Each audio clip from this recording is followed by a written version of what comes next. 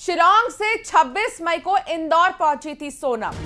वहीं आपको बता दें कि सोनम 14 दिनों तक इंदौर के देवास नाका के पास ही रुकी हुई थी और हीराबाग कॉलोनी के बिल्डिंग में सोनम रुकी हुई थी। बिल्डिंग के फ्लैट G1 में सोनम रुकी हुई थी। वहीं इंदौर पुलिस को सोनम की भनक तक इस दौरान नहीं थी। इंदौर पुलिस को क्या पूरे देश को भनक नहीं थी? इंदौर को भी नहीं पता होगा कि सोनम, जो कि इतनी कुख्यात हत्यारी है, 14 दिन तक इंदौर में रुकी हुई है। देवास नाका के पास सोनम रुकी हुई थी। 2 दिन होटल में सोनम रुकी थी, उसके बाद किराए के मकान पर सोनम रुकी थी, जहां पर राशन भी राज कुशवाहा ने सोनम के लिए भिजवा दिया था। हालांकि इनका जब भांडाफोड़ हुआ तो डर के मारे सोनम गाजीपुर पहुंची, जहां राज उसे लेकर गया था और गाजीपुर से सोनम ने खुद का सरेंडर कर दिया, या फिर कहें कि डर के मारे सोनम खुद सामने आ गई। इंदौर में 14 दिन सोनम रुकी हुई थी। ये 14 दिन की जो मिस्ट्री है, अब इसका खुलासा हो गया कि आखिरकार मर्डर करने के बाद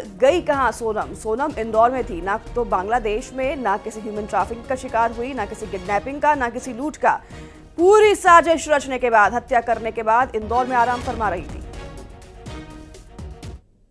राज, विशाल, आनंद, आकाश, इन सभी हत्यारों ने एक प्लानिंग इतनी बेहतर की थी कि पुलिस इन्हें बिल्कुल पकड़ ना सके। और सबसे बड़ी बात है, इंदौर पुलिस का बड़ा इंटेलिजेंस फेलियर, क्योंकि लसुड़िया थाने के हीराबाग के उसी जहां पर इस वक्त में मौजूद है, इसी जगह पर 14 दिनों तक सोनम ने अपनी पति की हत्या के बाद फरारी काटी थी। एक तस्वीर मैं आपको दिखा रहा हूँ, यहाँ पर जो कैमरे लगे हुए हैं, ये कैमरे बाद में लगे, यानी जब सोनम यहाँ पर पहुंची थी फरारी काटने के लिए, तो उस दौरान पर यहाँ पे कैमरे नहीं लगे हुए थे, क्योंकि इस बिल्डिंग में इंटीरियर डिज़ाइन का काम चल रहा था। और अभी भी इस वक्त आप देख सकते हैं कि अब बिल्डिंग के अंदर काम चल रहा है और ये वही फ्लैट नंबर G1 है जिसे विशाल ने अपने नाम से रेंट एग्रीमेंट करा के लिया था। और ये कहा था कि मकान मालिक ने कहा है मुझसे कि तुम अपना जल्द से जल्द फ्लैट छोड़ दो, मेरा मकान मालिक से विवाद हुआ था, इसलिए मुझे बहुत जल्द से जल्द इस फ्लैट में शिफ्ट होना है। 51,000 रुपये इस फ्लैट के लिए विशाल ने दिए थे। यानी सातिर, सोनम और राज और इन सभी हत्यारों ने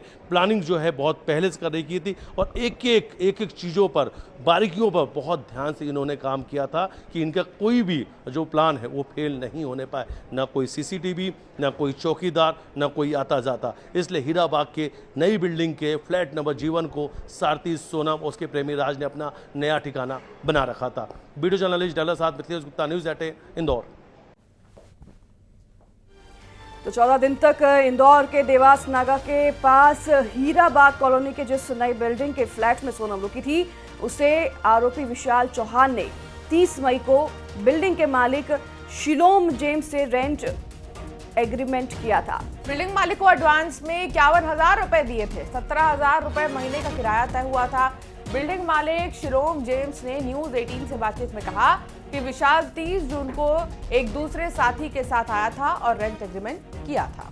तो सोचिए, आपकी पूरी प्लानिंग की जा चुकी थी पहले ही और बिल्डिंग में जाकर पूरा एग्रीमेंट बना लिया गया था। मतलब यहाँ पर रहकर अपनी जीवन शैली गुजारने की सोच रही थी सोनम। रेंट एग्रीमेंट में डिपॉजिट भी दे दिया जा चुका था। महीने का 17,000 रुपया रेंट देकर सोनम यहाँ रुकी हुई थी। ये विक्की राठौड़ इसने अपना नाम बताया था। अभी मेरे को पता चला विशाल सिंह चौहान इसका नाम क्या बताया था? विक्की राठौड़। विक्की राठौड़ नाम बताया था। और अभी आपको पता चला कि इनका नाम विशाल। इन्होंने आधार कार्ड दिया था, पर इन्होंने बोला था मेरे को सब विक्की राठौड़ नाम से बुलाते हैं।